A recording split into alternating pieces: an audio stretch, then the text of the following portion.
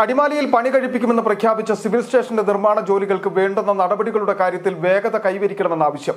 Civil station നിർമ്മാണത്തിന് വേണ്ടുന്ന ഭൂമി കണ്ടെത്തുന്ന കാര്യങ്ങളിലടക്കം മുമ്പ് കൂടിയാലോചനകൾ നടന്നിരുന്നു. അടിമാലി ടൗണിൽ പ്രവർത്തിക്കുന്ന സർക്കാർ സ്ഥാപനങ്ങൾ വിവിധ ഇടങ്ങളിലായി ചിതറിക്കിടക്കുന്നത് ആളുകൾക്ക് ബുദ്ധിമുട്ടുയർത്തുന്ന സാഹചര്യത്തിലാണ് സിവിൽ സ്റ്റേഷൻ യാഥാർത്ഥ്യമാക്കണമെന്ന ആവശ്യം വീണ്ടും ശക്തമാകുന്നത്. അടിമാലി ടൗൺ കേന്ദ്രീകരിച്ച് സിവിൽ സ്റ്റേഷൻ നിർമ്മിക്കണമെന്ന ആവശ്യത്തിന് വർഷങ്ങളുടെ പഴക്കമുണ്ട്. അടിമാലിയിൽ വിവിധ സർക്കാർ സ്ഥാപനങ്ങൾ പ്രവർത്തിക്കുന്നത് വർഷങ്ങളായി വാടക കെട്ടിടത്തിലാണ്.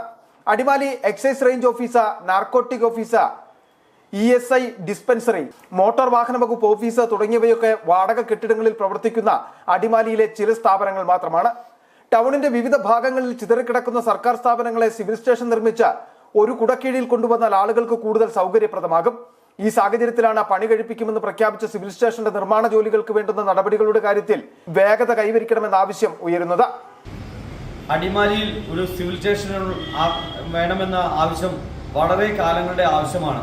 നമുക്കറിയാം, അടിമാലി മേഖലയിലെ സർക്കാർ സ്ഥാപനങ്ങൾ അവിടെ ഇവിടെയും ചിഹ്നിച്ചത്, കാംകോപ്പടിയിലും അടിമാലി ടൗണിലും അവിടെ ഇവിടെയും ചിഹ്നിച്ചതയാണ് ഈ ഓഫീസുകളുള്ളത്.